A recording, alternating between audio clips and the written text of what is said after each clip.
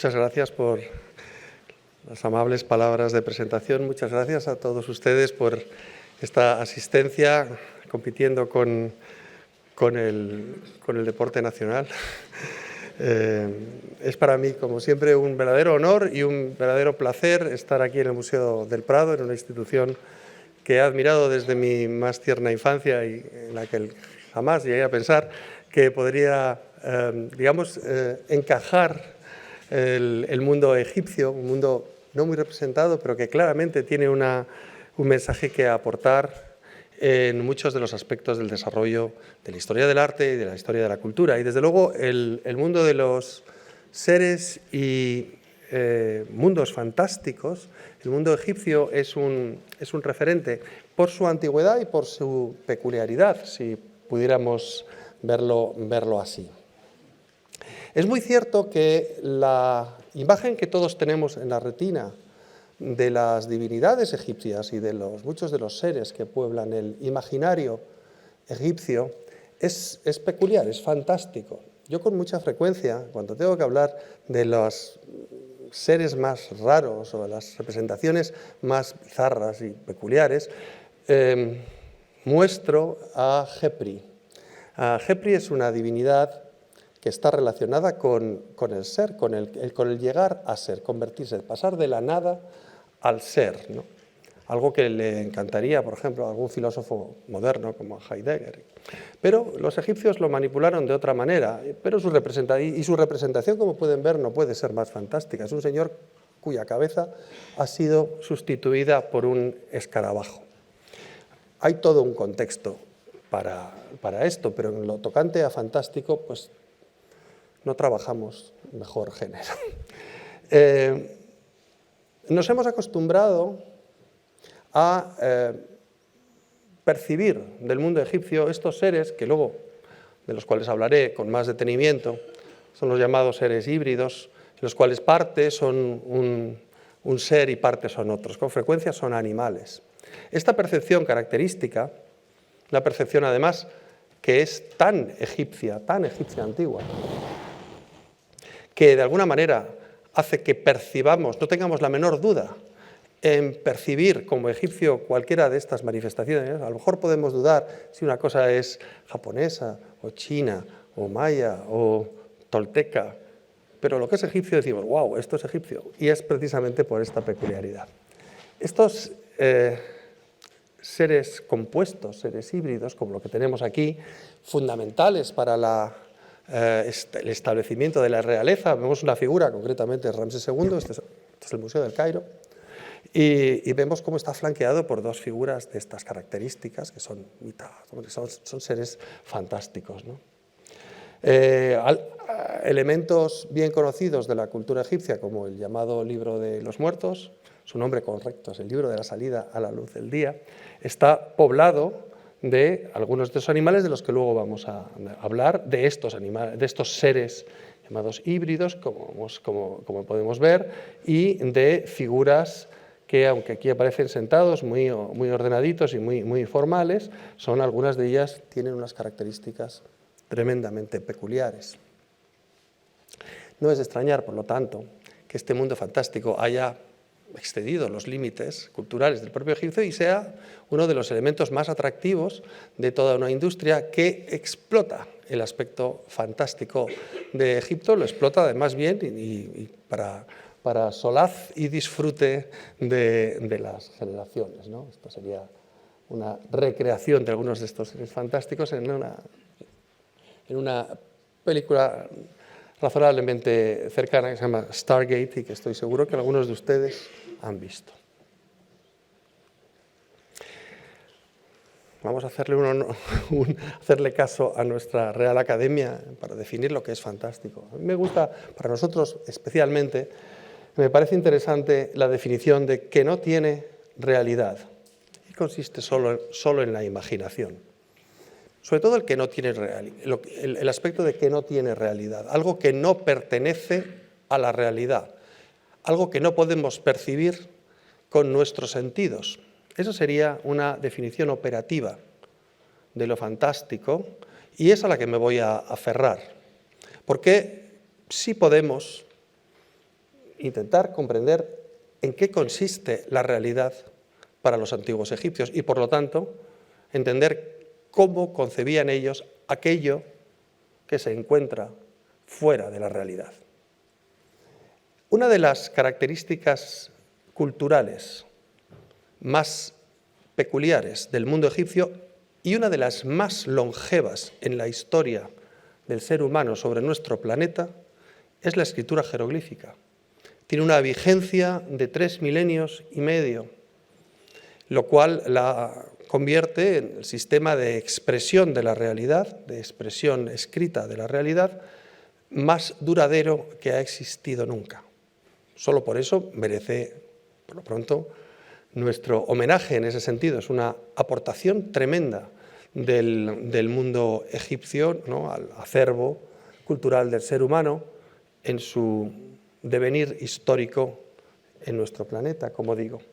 Los jeroglíficos egipcios tienen una estructura como método de escritura peculiar. Están configurados a base de elementos de figuras que podemos reconocer inmediatamente, los podemos percibir como se percibe la realidad. Podemos percibir animales, podemos percibir partes de personas, a lo mejor inmediatamente no entendemos lo que es, pero alguien nos dice, mira, eso es un pan. Ah, pues sí, es un pan. Estos son unas costillas y con la médula saliendo y dice, uy, qué asco. Bueno, bien, pero esto es eso, ¿no? Es decir, son objetos de la realidad, son seres humanos, son animales, son objetos, fragmentos de todos, son parte de la realidad. La manera como estos dibujos de la realidad se comprende, se entiende, la manera como se combinan para producir un mensaje articulado, un texto, para expresar la realidad, es compleja. No es un sistema especialmente fácil, pero tampoco es horriblemente enrevesado y complejo. Lo que un ser humano ha diseñado lo puede entender otro, porque somos el mismo bichito inteligente o cuasi inteligente. De hecho, lo que ocurre es que para los egipcios, y hay una serie de textos que lo acompañan y que desgraciadamente esta noche no tenemos tiempo de explorar, nos hablan y nos presentan un texto egipcio jeroglífico, como un remedo, como un retrato de la realidad. Tanto en su ordenación, tanto en su disposición espacial, que es un tema en sí mismo, como en su inteligibilidad. La armonía armonía evidente, porque se utiliza para decorar, de los signos jeroglíficos, hay que ponerla en relación con la armonía que uno percibe en el mundo egipcio antiguo. Esto es una fotografía de hace unos años, pero salvo algunos detallitos de plástico y algunos animalitos que no estaban en la antigüedad, como los búfalos indonesios, que son del siglo XIX, es un campo geométrico, es decir, sería un retrato de una escena en el mundo antiguo. Los seres humanos, esta es mi torpeza. Los seres humanos, los animales, los objetos, se ubican en la realidad como en un texto y están sometidos a un orden que es el orden social y político, pero social, fundamental, social y económico del mundo antiguo egipcio, que los egipcios antiguos le denominaban con un término concreto, que es Ma'at, es una divinidad, la verdad, la armonía. Esto es armónico como esto es armónico. Esto tiene sentido y es inteligible como esto tiene sentido y es inteligible. La armonía que gobierna la sociedad egipcia es el equivalente de la gramática que gobierna todos estos signos. Este tipo de interpretación, por lo tanto, de la realidad egipcia, yo siempre he pensado que a alguien como a Jorge Luis Borges le hubiera encantado esta visión. En ningún escrito de Jorge Luis Borges se desarrolla esta idea. nadie se lo contó. De hecho, es una idea bastante reciente entre el mundo egiptológico, la relación entre la realidad y la expresión de la realidad misma. Por lo tanto, si esta es la realidad y si el texto jeroglífico representa la realidad, lo que se sale de la realidad tiene que ser expresado de una manera peculiar, porque estos son los parámetros con los que se encuentra el egipcio a partir del momento en el cual la escritura empieza a funcionar en torno al 3000 antes de nuestra era. A partir de ese momento, y creo que hace ya algunos años tuve ocasión de explicar con más detalle en un curso en esta misma casa, cómo el arte egipcio no es otra cosa que la disposición de signos lingüísticos, de letras, en una determinada superficie. No hay un arte, digamos, creativo, sencillamente lo que tenemos delante es un texto siempre. Por lo tanto, el mundo como texto es una visión de la explicación de la realidad egipcia que podría ser operativa y que podría explicarnos algunos de los aspectos. Los egiptólogos, atareados ellos, desde principios del siglo XIX, han clasificado todos los jeroglíficos que se utilizan en una determinada época. En la época clásica, en torno al 1800, que llamamos época clásica, en torno al 1800 antes de nuestra era, estamos hablando de unos 600 signos. Esos 600 signos se han clasificado por categorías que cubren la virtual totalidad de la esfera de actuación humana, animal, de la realidad, de hecho. La categoría A, los hombres y sus ocupaciones, la categoría B, las mujeres y sus ocupaciones, así todo, ¿no? Como dije antes, como mencioné, por ejemplo, la categoría del hombre y los animales, este es un ejemplo muy rápido, tenemos el llamado A22, un señor con un cetro, con un báculo. Hombre, este es el signo que denota una persona de poder, una persona importante.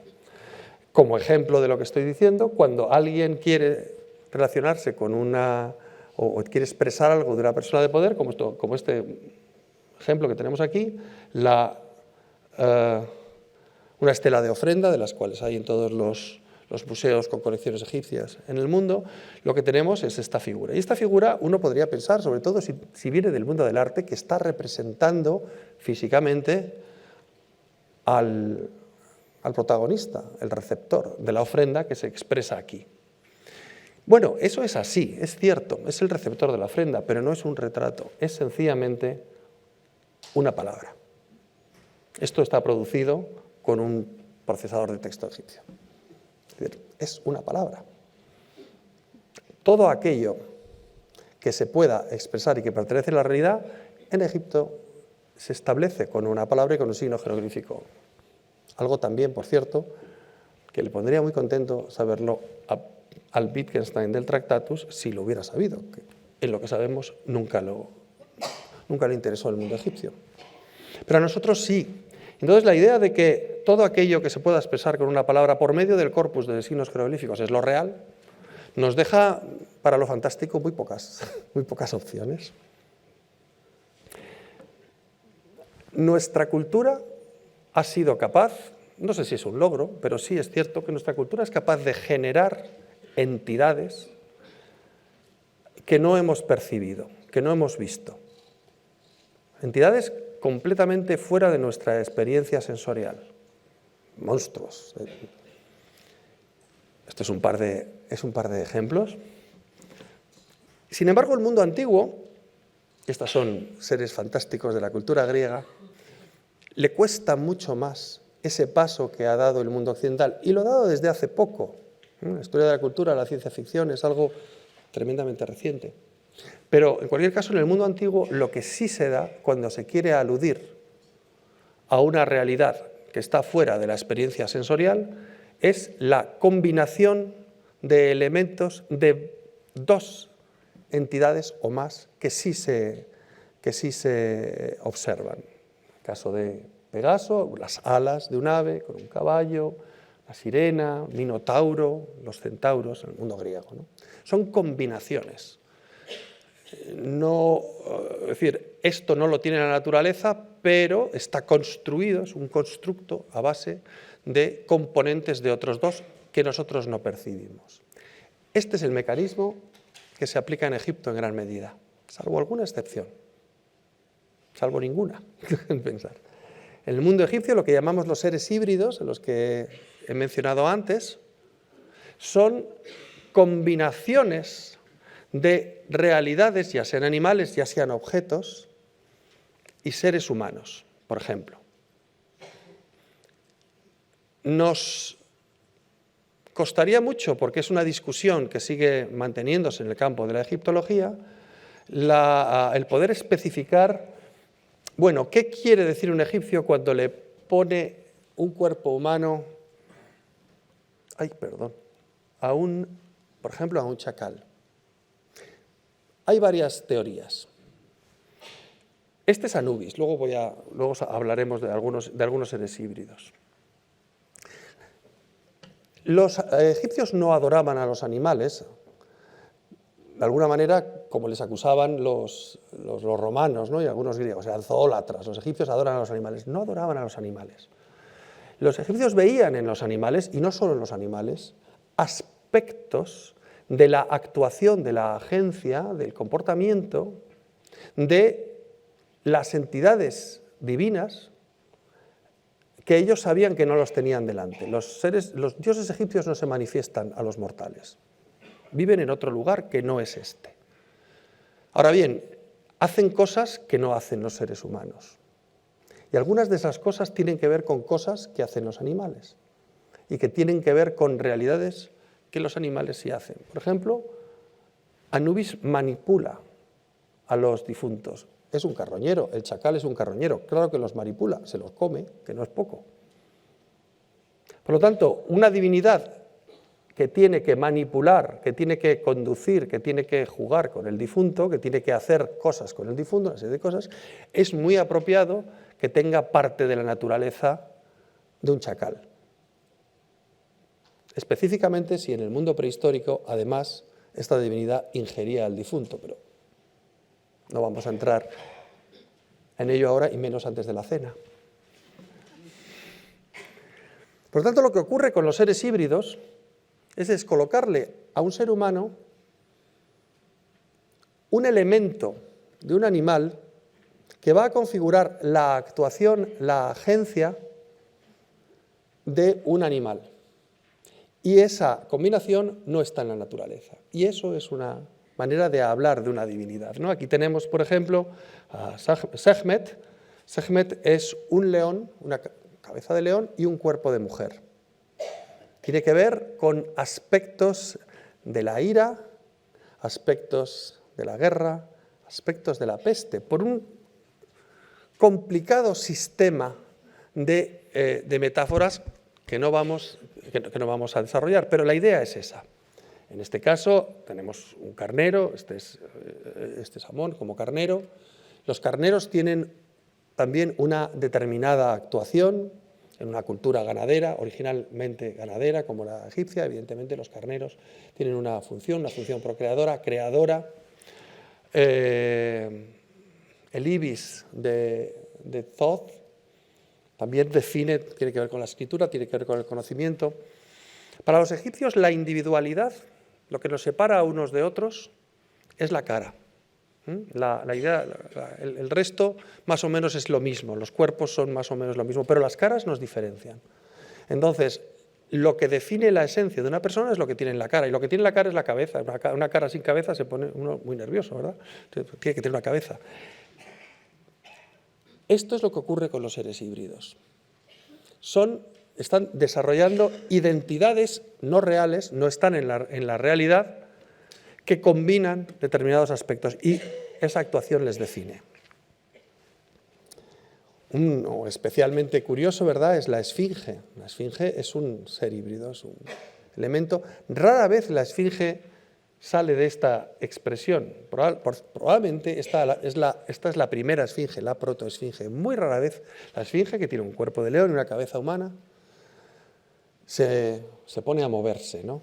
En Egipto aparece muy pocas veces, como aproximadamente 1000 años después de que alguien se diera cuenta que esto es una esfinge, en lo que se llama el Reino Nuevo, aparecen representaciones de esfinges en movimiento, pero normalmente es sencillamente esa idea, el cuerpo de león con la cabeza de ser humano.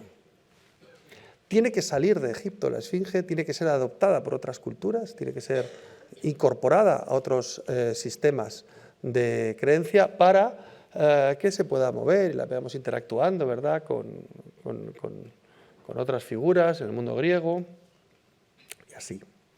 Por lo tanto, el mundo del imaginario fantástico egipcio podíamos, a grandes rasgos, dividirlo en lo que tenemos en esta imagen, ¿no?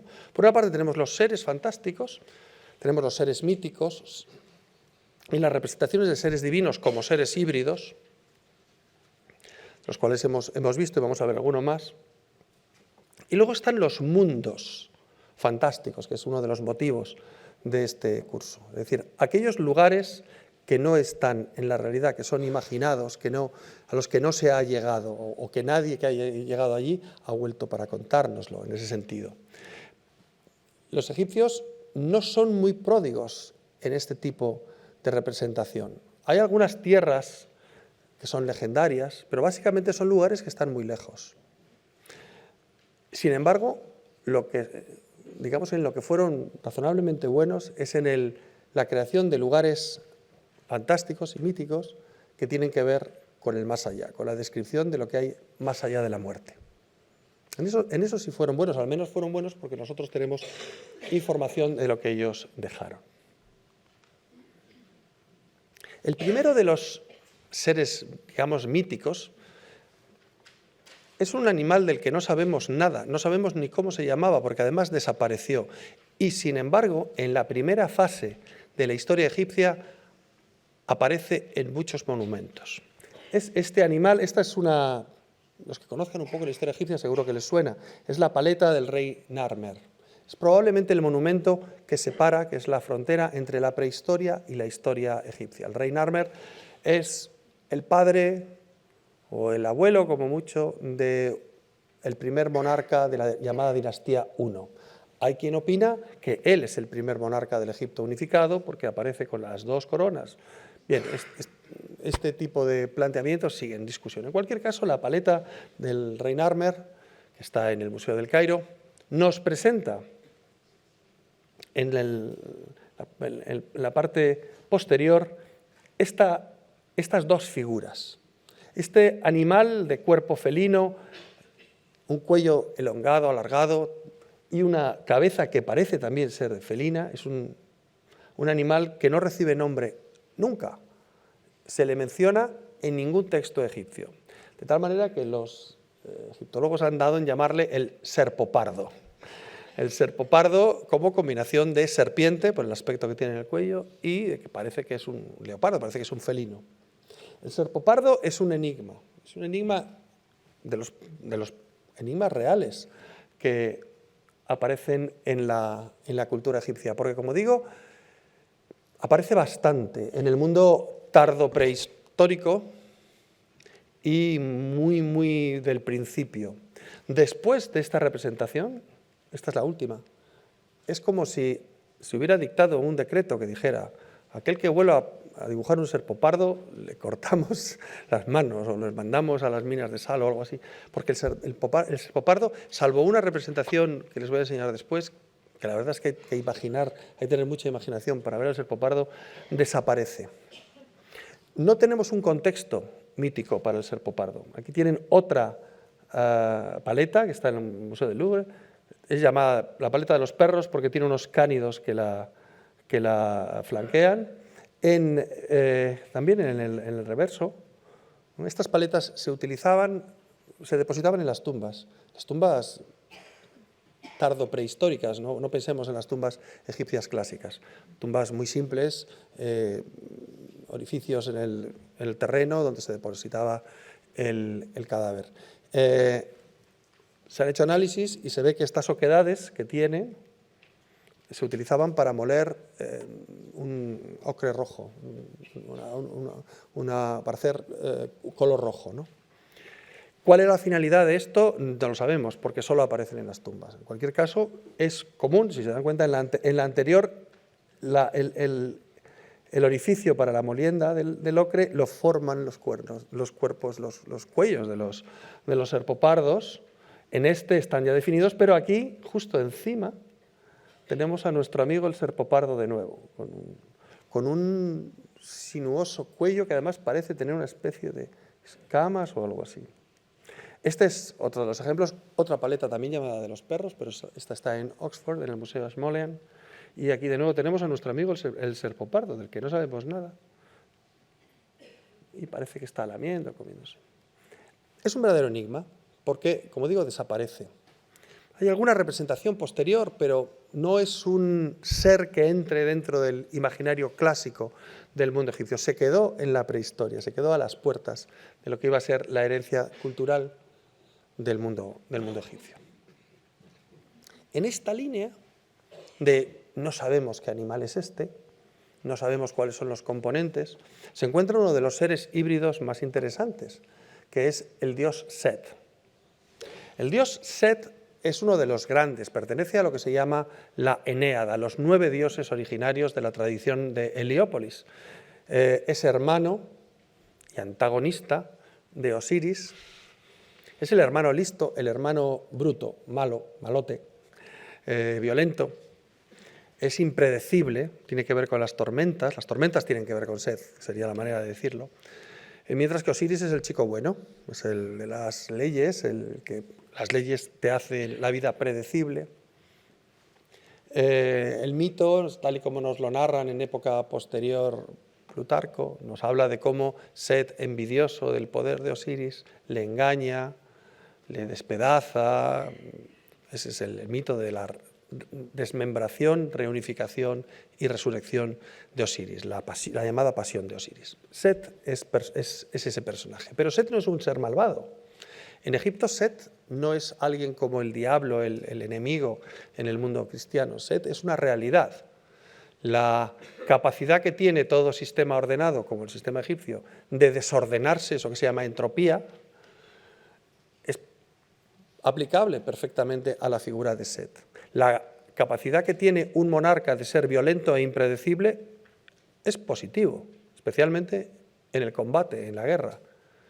Un monarca tiene que ser predecible, las leyes hacen el mundo predecible, pero también tiene que ser impredecible, también tiene que tener esa capacidad que tiene Set. Por lo tanto, y por eso hemos visto la imagen antes de un monarca flanqueado y protegido por los dos, por Set y por Horus, Set se convierte en un personaje uno más del panteón egipcio. El problema de Set es que no hay manera de identificar cuál es el animal de su representación.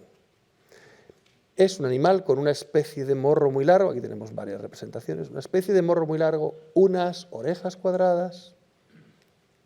Cuando aparece, aquí lo tienen, varias representaciones. Cuando aparece como animal, se caracteriza por tener un rabo tremendamente recto, con una especie de penacho al final. Es tan recto que hay algunos autores que dicen, no es un rabo, es una flecha que tiene clavada en sus partes posteriores, porque parece el penacho de una flecha. En cualquier caso, ha habido muchos intentos de entender qué animal es. No hay ninguno claramente que se le parezca. Se ha puesto en relación con los hormigueros, se ha puesto en relación con otros animales. Y ninguno de ellos nos permite explicar la relación de Set. La conclusión a la que han llegado algunos autores es que Set es algo que no está en la naturaleza, es una mezcla de animales, pero una mezcla que ni siquiera podemos decir, bueno, las orejas son de este, el pico es de este otro, el rabo es de este otro. Es decir, nos sigue siendo Set para nosotros un enigma. ¿Cuál es el animal setiano?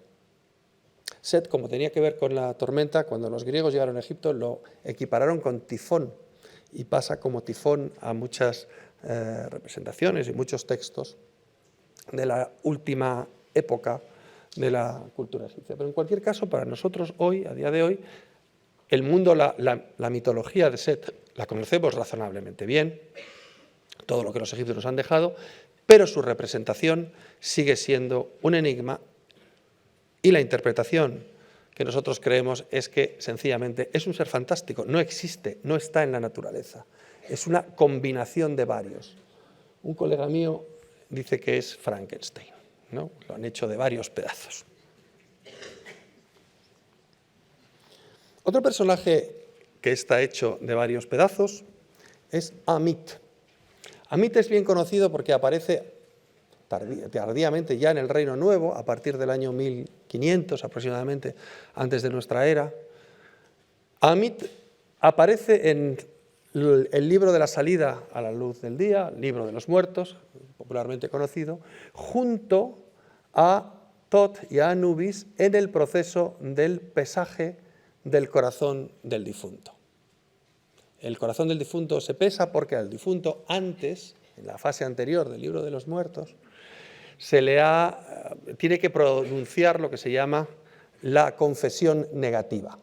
La confesión negativa es básicamente decir, no he hecho esto, no he hecho lo otro, no he robado de las ofrendas del templo, no he destruido. Una vez que hace la confesión negativa, para los egipcios la mente, nuestro cerebro, nuestra capacidad de pensar y de recuerdo está en el corazón. Por lo tanto, lo que ha dicho está en su corazón. Si yo digo no he hecho esto es porque yo me acuerdo que no he hecho esto. Pero ¿y si miento? Yo me acuerdo de que lo he hecho, pero estoy diciendo que no lo he hecho. Entonces, ¿cómo saber si digo la verdad? En el libro de los muertos, la teoría es, pues cogemos el corazón del difunto y lo pesamos contra la pluma de ese personaje que había hablado antes, la pluma de la diosa de la verdad y la armonía, de Maat. La verdad y la armonía es sutil como una pluma, esa es la metáfora, y se pesa. Si el corazón pesa más que la pluma de la verdad, es que había cosas dentro que tú te has callado. Es un sistema completamente lógico. Tú has dicho que no había no sé qué, pero sí porque, mira, pesa más. Si pesa más, entonces entra en acción Amit, que como ven, sí que es un Frankenstein. Amit tiene, aparte posterior de su cuerpo, es un hipopótamo, tiene un cuerpo de felino y una cabeza de cocodrilo. Amit quiere decir desgarrador, con lo que hacen las zarpas, la desgarradora es femenina. La desgarradora está esperando, como pueden ver aquí, que el corazón pese más porque el cuerpo del difunto le va a ser entregado y va a ser destruido. Para los egipcios la destrucción del cuerpo, de ahí la momificación, la destrucción del cuerpo supone la destrucción completa. Los egipcios pensaban que había dos muertes, la muerte buena, la que pasa por todos estos procesos, pasa por el proceso del libro de los muertos en el Reino Nuevo. Eso es una muerte deseable, realmente no es una muerte, es una transición a otro modo de existencia. Pero la mala muerte es la muerte de aquel que no deja traza en la existencia, en lo real, lo que decíamos antes. Alguien, por ejemplo, que es arrojado al agua. A los prisioneros y a los criminales de guerra se les arroja para que no tengan tumba. El que no tiene tumba se desvanece y eso es horrible para los egipcios. Eso es una de las razones por las que todas las películas de Hollywood en las cuales entierran a una persona, ¿verdad?, que ha cometido un crimen y luego sale a fastidiarle la vida a los que le han despertado, no tiene ningún sentido en la cultura egipcia. Enterrar a una persona es un premio muy, muy gordo. Amit está ahí para destruir el cuerpo de la persona que no pasa el juicio. Y es, de nuevo, un ser, claramente un ser híbrido, un constructo de tres elementos. Los tres elementos son tremendamente agresivos. Los egipcios entienden los hipopótamos como agresivos. De hecho, los hipopótamos son bastante agresivos. Normalmente los vemos así como plácidamente, ¿verdad?, en los documentales de la 2, en su río. Pero los hipopótamos defienden, son el principal enemigo de los cocodrilos. Los felinos, por supuesto, tienen una reputación en todas las culturas y lo mismo ocurre con el cocodrilo. Este sería el caso de Amit.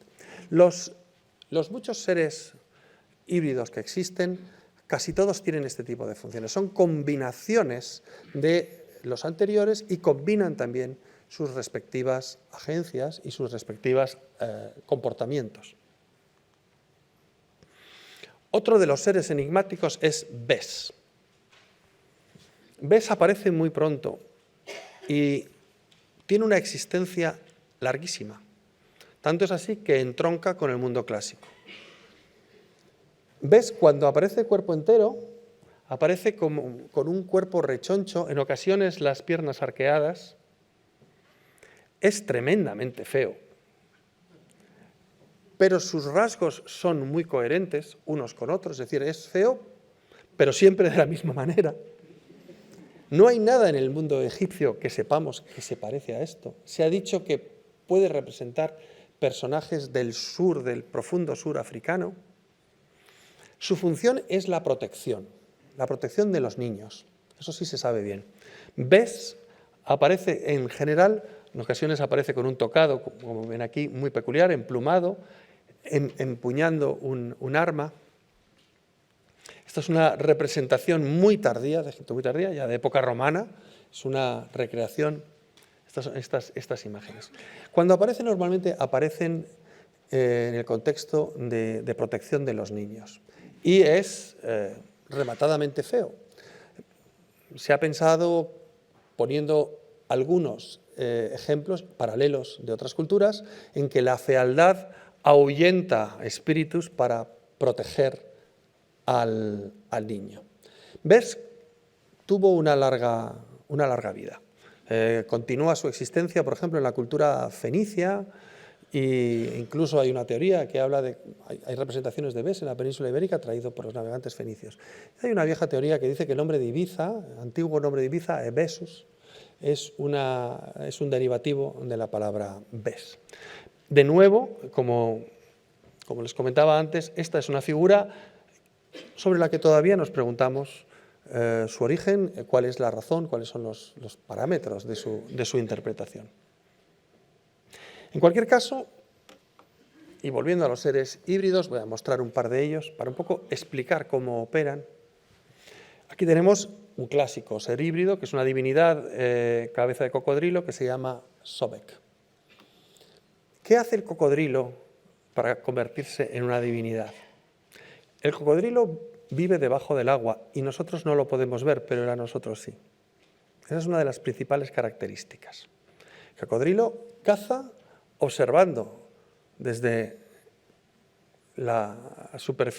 por debajo de la superficie a su presa que está o en el agua o en la orilla. Y de un modo sorprendente se lanza sobre la presa. Es decir, tiene la capacidad de la sorpresa y de estar completamente oculto hasta el momento del ataque. Es un depredador que ataca, está oculto entre la vegetación, con mucha frecuencia, habrán visto esas imágenes con los ojos mirando, y ataca. A nosotros nos parece muy raro, pero los egipcios piensan, el cocodrilo actúa como el halcón. El halcón es Horus, que es el rey, y el cocodrilo. Porque el halcón observa la tierra y está tan alto que normalmente la presa no le ve. El halcón tiene la capacidad de ver la presa desde muy alto y ataca la superficie desde arriba, sorprendentemente, cuando caza la presa, y es el depredador mayor que vuela en Egipto, el depredador mayor. Igual que el cocodrilo es el depredador mayor del río. Por lo tanto, los egipcios, aunque a nosotros parezca raro, ven una especie de alter ego del halcón en el cocodrilo y ambos están relacionados. Ese modo de actuar sorprendente es el depredador que no sabes, el agresor que no sabes que te va a atacar. Es una de las características de la monarquía. No es, por lo tanto, sorprendente que en algunas épocas, concretamente en el Reino Medio, y por razones históricas, como el desarrollo de una zona de Egipto donde abundan los cocodrilos, el dios Sobek tenga un esplendor especial y aparezca, en este caso, muy cerca de la monarquía como uno de los garantes. En este caso, esto es del mundo tolemaico. Estos jeroglíficos son tolemaicos. Pero en cualquier caso, lo que estamos viendo es esta relación directa con la monarquía. Sobek es la divinidad, es como una emanación, una de las características de la monarquía, la capacidad de ser agresivo sin que tú veas que te va a golpear. Todos los dioses egipcios son ideas de este estilo. no son seres monstruosos, sino son ideas que se expresan por medio de esta combinación. Este es Ra, es una personificación de la divinidad principal, generalmente representada como una cabeza de halcón y un disco solar brillante. Ra no es solo el sol, Ra es lo brillante, manifiesto, lo que da calor, lo que da luz y permite que se contemple la realidad. Todo eso es Ra. La manera de entender a Ra para los egipcios es darle una forma, darle una forma física, porque todo eso de la luz, lo manifiesto, lo que hace manifiesto el resto de la creación es muy etéreo, y a los egipcios les gustan las cosas muy concretas. ¿Dónde se manifiesta fundamentalmente la luz, el calor, lo que da vida? En el disco solar. Luego el disco solar es uno de los atributos de Ra. ¿Y el disco solar dónde está? En lo alto. Aparentemente vuela, por lo tanto, el ave, el halcón. De nuevo, el halcón. Halcones abundan en Egipto. Con esta combinación, la representación de Ra, el resto es un cuerpo humano, se hace inteligible. No existe en la realidad. Es fantástico, pero es inteligible. Se entiende. Nos quedaría por decir, bueno, ¿y el ser humano que está, el cuerpo humano? Hay quien dice que el cuerpo humano de los seres híbridos es la manera de expresar que estas divinidades se mueven y actúan como los seres humanos. Y hay otros autores que dicen que esta es la manera que tienen los seres humanos de entender estas realidades. Es hacerlas más cercanas por medio de la representación como el cuerpo humano. Quédense con la que más les guste. O con las dos. Bueno, esto es un close-up. Esto es Abu Simbel de Ra. Estos serían varios ejemplos. De nuevo, Set y Horus. Es la misma escena que han visto antes. Anubis. Este es Sokar, este es Osiris, que aquí está representado como un ser humano. En cuanto a los mundos fantásticos, en el reino antiguo egipcio tenemos muy poca información aparente. El reino antiguo es la primera fase, que va aproximadamente desde el 2600, 2650 hasta el 2200. Es una fase muy antigua, es uno de los estados más antiguos. En este momento en el planeta Egipto es el otro estado, el otro está en Mesopotamia, ¿no? De este momento no tenemos mucha información religiosa, curiosamente, porque lo que sí tenemos es mucha información funeraria, pero no religiosa.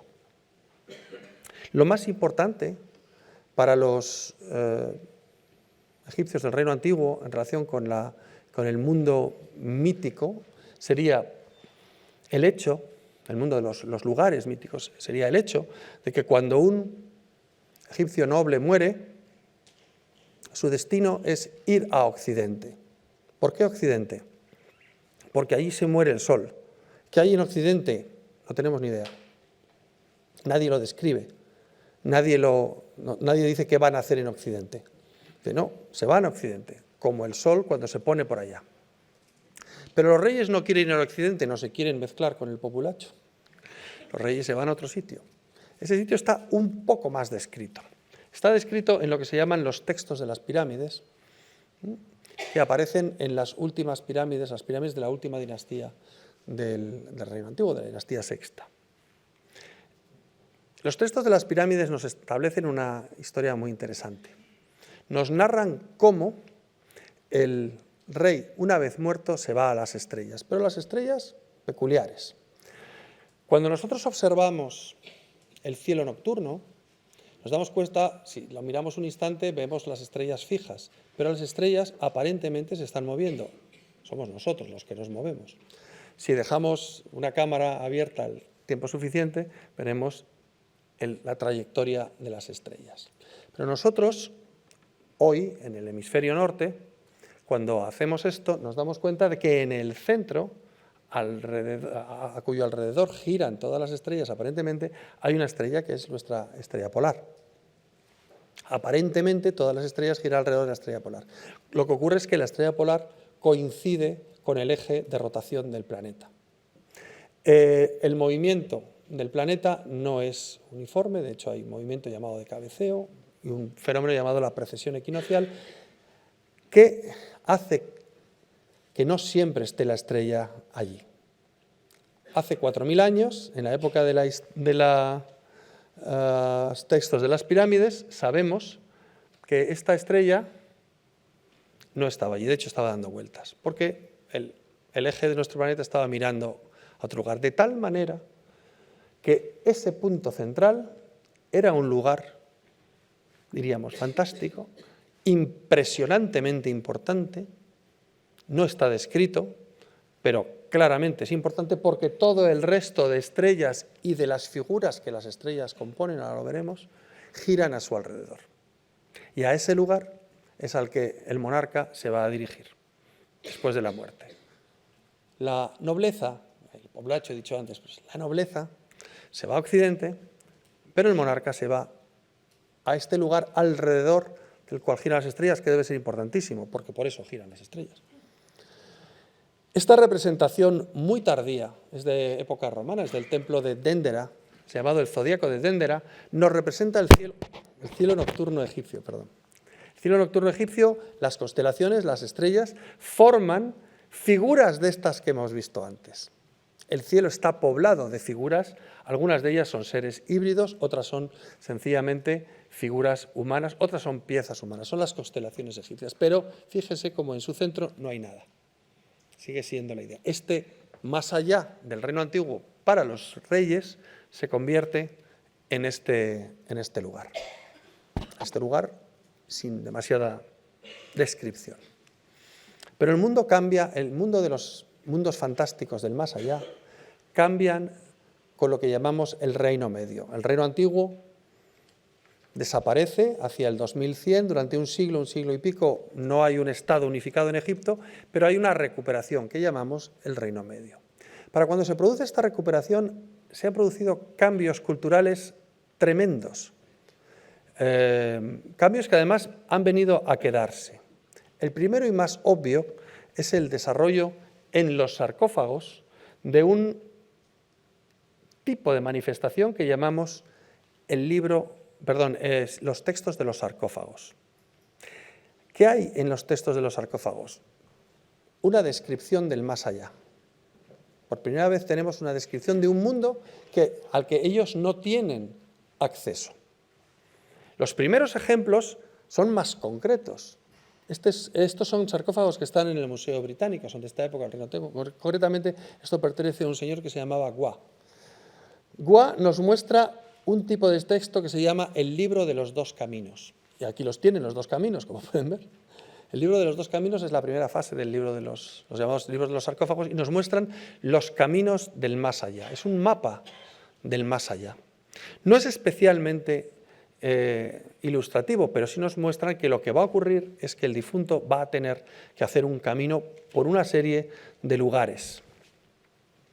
Los textos de los sarcófagos nos hablan de elementos subterráneos, es decir, el más allá está en el subsuelo, parte del más allá. Tiene que pasar por el mundo subterráneo, donde lo controla Osiris. Ese mundo inferior, recuerden que la palabra infierno viene directamente de mundo inferior, se describe como lleno de seres amenazantes, monstruos, trampas. Se describe, pero no se ilustra. Se describe de monstruos, trampas, que deben ser sorteadas por medio de la recitación de una fórmula preestablecida para ello y que se proporciona en el propio texto. Cuando tendrás que decir, oh, tú no me puedes atacar porque soy un espíritu puro, ¿qué tal? Y te lo tienes que aprender. Es como una oposición. Combinan acciones rituales, protectoras, expresiones de aspiración a una existencia bienaventurada, más allá de la muerte. Entre las amenazas se encuentra el realizar tareas manuales. Claro, si eres un noble que no ha trabajado nunca, lo peor que se te pueden decir es que te vamos a poner a trabajar en el campo. Esas son las amenazas, te vamos a poner, ¿no? Y de labor en los campos, las cuales pueden ser evitadas por medio de la fórmula apropiada. Se introduce la idea de que el difunto deberá pasar un juicio. La primera, aparece en los textos la idea del juicio. No se describe, no se dibuja, pero se habla de un juicio.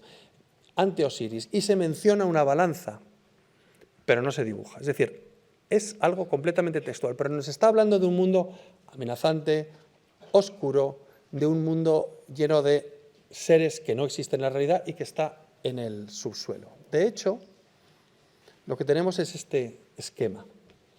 El día está dividido en 12 horas que cambian de longitud a lo largo del año. Ya saben que el día y la noche cambia de longitud a lo largo del año. Pero para los egipcios el día tenía 12 horas y la noche 12 horas. A veces las horas del día eran más cortas y otras más largas, pero esa era la idea. Nuestras 24, por cierto, vienen por aquí. El sol sale por el este, tiene su cenit, son diferentes manifestaciones del sol, Ra, y se pone, tiene que ver con los muertos, por el oeste. Y a partir de ahí comienza su viaje nocturno, las 12 horas de la noche, para volver a surgir en la tierra del amanecer. El paraíso para los egipcios, a partir de este momento, se va a constituir en la perpetua contemplación de la majestad de Ra cuando llega y aparece y toca la tierra. Es muy parecido al más allá del cristianismo con la perpetua contemplación de la majestad del Creador. Lo que pasa es que en el mundo egipcio es cíclico, eso ocurre todos los días. Y el sol, ellos tienen muy claro que es el mismo sol el que se acuesta por aquí y se levanta por aquí, lo que pasa es que hace el camino a la reversa, y por la noche, y lleno de peligros. Tiene que pasar, es como un juego de esos de pantallas, tiene que pasar por una serie de cosas. Eso es lo que aparece en los textos de los sarcófagos. En esta misma época, donde aparecen estas amenazas, este mundo raro que no está dibujado, en la necrópolis de Beni Hassan, donde es una necrópolis del Reino Medio, hay unas escenas, las tumbas están decoradas, hay muy pocas tumbas decoradas a este nivel en el Reino Medio. En las tumbas de Beni Hassan aparecen unos animales incluso con nombres fantásticos y que a alguno le recuerda a nuestro amigo el serpopardo. Han pasado 1000 años desde el último serpopardo. La idea de que este animal se llama Sefer, este es otro animal, lo vamos a ver. Aparecen como en el medio del desierto, como en hileras, ¿no? Este claramente es el predecesor de un grifo, este parece que tiene que ver con Set. A mí que siempre me ha intrigado más es esta aparición, que si no hubiéramos visto el serpopardo diríamos que es un diplodocus, porque se parece, pero probablemente es el heredero de alguna manera, ¿no? Ninguno de las otras imágenes tienen nada que ver con esto. Es decir, no tenemos un contexto para ello. El otro elemento que surge en este momento histórico del Reino Medio, es una narración que aparece, no está ilustrada, lógicamente, que aparece en un papiro, es el llamado cuento del náufrago, donde un náufrago, estas son unas ilustraciones de principios del siglo XX, donde un personaje que va en una expedición y que se hunde en el Mar Rojo, llega a una isla, una especie de isla fantástica, donde hay una abundancia tremenda de riqueza, y allí cuando es un náufrago, es una especie de Robinson Crusoe, se le presenta una serpiente inmensa, es una cobra real, es un ureus, que primero le amenaza, luego le ayuda, y le dice claramente, esta tierra no es de la realidad, no te preocupes en volver, porque cuando tú te vayas se va a desvanecer. Lo dice literalmente. Esta idea de que claro, la serpiente es un ser fantástico en el sentido de que no existen serpientes de este tamaño. Pero el contexto y el escenario es un escenario único. No tenemos otro texto egipcio en el que nos transporten a una tierra que no existe. Hay textos que nos hablan de tierras lejanas, pero no son míticas, sencillamente son tierras lejanas. Punt, Yam, son lugares de África. La isla del náufrago es una isla que no existe y además la serpiente, que está fuera de los parámetros de la realidad, se lo dice claramente. Cuando te vayas, no te molestes porque esto va a desaparecer, tú no vas a volver a verlo. Es interesante cómo esta narración aparece en este mismo momento donde vemos todos estos seres fantásticos. En el Reino Nuevo, en Egipto la historia es muy repetitiva. Se termina el Reino Medio y unos años después empieza lo que llamamos el Reino Nuevo en torno al 1500. En en las tumbas reales empiezan a aparecer una decoración que recibe el nombre de el libro de lo que está en el mundo inferior. No puede ser más claro. Es lo que llamamos el Amduat. El Amduat aparece en las tumbas de los primeros monarcas de la 18 y luego se va desarrollando en toda una serie de representaciones específicas hasta la dinastía 19, partes del mundo inferior. El Amduat es muy divertido porque lo que ponen en la pared realmente parece que son representaciones de lo que está en los papiros. Es como un papiro inmenso puesto en la pared. El Amduat, el mundo inferior, es un mundo por el que pasa una barca, una procesión. Hay que visualizarlo, tienen que visualizarlo como la Semana Santa de Sevilla, donde pasan pasos y a los lados hay figuras divinas, algunos haciendo cosas raras como estos, son seres muy raros, con una cabeza encima de lo que parece un hito, algunas serpientes puestas de pie, que van flanqueando el paso de esa procesión que es la barca. Eso es el mundo inferior. En este contexto hay seres rarísimos. Parecen seres, siempre son combinaciones de serpientes, hay una gran serpiente que tira de la barca de Ra al final de las 12 horas de la noche. Este es el final de las 12 horas de la noche, donde nuestro amigo Khepri, con el que habíamos empezado a hablar, ¿verdad?, está empujando el disco solar para que salga por el amanecer. Heper, es el que hace que las cosas ocurran, es decir, es la materialización, tomar forma, y tomar forma quiere decir ser perceptible, y para eso necesita la luz, y para eso necesita el sol, el disco solar. Y esto es lo que está haciendo aquí Khepri. Este sería el mundo inferior, ¿no? Las representaciones de estos seres aquí degollados, una serpiente con cabeza humana, la barca de Ra. Esta es la típica representación de una hora del Amduat. El Amduat está dividido en horas, la primera, la segunda, la tercera. Está la representación de la procesión de la barca de Ra, observen este serpiente de dos cabezas, y luego flanqueada por una serie de figuras que están flanqueando. Tienen que verlo, la perspectiva egipcia no es la más fácil del mundo, pero si la ven en 3 dimensiones lo verían así. Esto es para los reyes. Y los nobles. Los nobles, como habíamos dicho antes, tenemos su mundo fantástico del más allá en el libro de los muertos, en el libro de la salida, que no es especialmente, no nos plantea una descripción como las 12 horas del Amduat. Nos plantean una serie de estancias y lugares por los que se va pasando. Bueno, esto es una representación del de Junefer, donde están los rituales. Lo más interesante es lo que ocurre, efectivamente, cuando llega a la confesión. Este está haciendo la confesión aquí y llega delante de Osiris. El juicio de Osiris es sencillamente, Osiris no juzga tus hechos, lo juzga la balanza, esa que estaba en los sarcófagos. El juicio final que aparece en este momento es el precedente más directo del juicio final que se va a desarrollar después en el cristianismo. Es la única religión oriental donde hay un juicio anterior al cristianismo, con una diferencia. En el cristianismo el juicio es colectivo, mientras que en el mundo egipcio es individual. Cada uno pasa por un juicio, porque se le juzgan sus propios actos y pensamientos, como hemos dicho antes. Es decir, por lo tanto, la idea es sencillamente colocarse delante, fíjense cómo está siendo guiado por estas figuras híbridas. Tot está tomando nota de lo que está pasando, está levantando acta. Anubis está llevando al difunto a la presencia de la divinidad, es presentado por Sócar, en fin. Hay una serie de figuras de las que ya conocemos, son algunos de los jueces que están juzgando la confesión negativa, se corresponden con las descripciones que hemos visto antes, no sabemos mucho más de ellos, más que su apariencia. Pero en el libro de los muertos, y ya con esto voy a terminar, hace su aparición un ser especialmente interesante, que es el ave Benu. El ave Benu es una garza.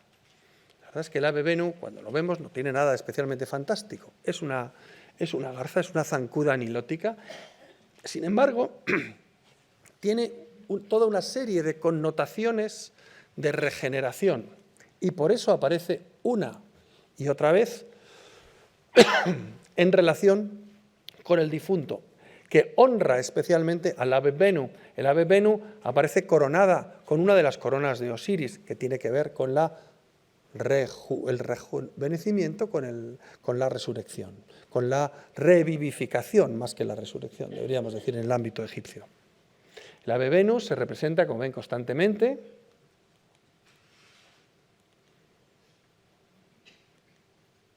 El ave Benu parece que es el objeto o el elemento que es descrito por Heródoto cuando visita Egipto. Y dice: otra ave sagrada hay allí que solo he visto en pintura, cuyo nombre es el de Fénix.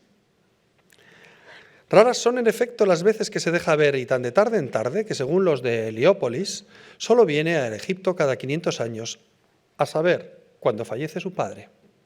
Si en su tamaño y conformación es tal como lo describen, su mote y figura son muy parecidas a las del águila, él dice que es como un águila, y sus plumas en parte doradas, en parte de color de carmesí. Tales son los prodigios que de ellas nos cuentan, que aunque para mí poco dignos de fe, no omitiré el referirlos. Para trasladar el cadáver de su padre desde la Arabia al Templo del Sol se vale de la siguiente maniobra. Forma, ante todo, un huevo sólido de mirra, tan grande cuanto sus fuerzas alcancen para llevarlo, probando su peso después de formado para experimentar si es con ellas compatible. Va después vaciándolo hasta abrir un hueco donde pueda encerrar el cadáver de su padre, el cual ajusta con otra porción de mirra y atesta de ella la concavidad, hasta que el peso del huevo preñado con el cadáver iguale al que cuando sólido tenía. Cierra después la abertura, carga con su huevo y lo lleva al Templo del Sol en Egipto. Aquí, sea lo que fuere, lo que de aquel pájaro refieren. Hay otras referencias al fénix y al Benu. Como ven, la descripción no se parece a la garza, pero hay toda una línea que dice, bueno, parece que lo que está hablando Heródoto en una época muy tardía es este ave que tiene que ver con la revivificación. El huevo y el disco solar en Egipto están relacionados, y la idea de la muerte y la resurrección de las cenizas, que es lo que ha pasado al mundo occidental. El fénix tiene un claro papel dentro de la mitología posterior como ese ave que reaparece de sus propias cenizas, ¿no? en varios bestiarios medievales, en varias representaciones. Y como tal es tremendamente exitoso. Estamos rodeados de fénix por todas partes. Esta idea de lo que muere y resucita es corporativamente, es especialmente feliz como signo. Y para aquellos que hemos nacido en Madrid, no podemos sino acordarnos de que uno de los edificios emblemáticos estuvo durante muchísimos años coronado por un fénix, ¿verdad? El edificio de la Unión El Fénix, con esta representación de Ganimedes, por cierto, encima del fénix, que una vez que fue sustituido porque el edificio fue vendido, pues acabó de modo no tan preeminente en el jardín en el Paseo de la Castellana, en el jardín del edificio de la Unión de Fénix. Y con esta idea de lo cercano que puede ser un fénix, un ser mitológico egipcio, pues termino. Muchísimas gracias por su atención y por su pregunta.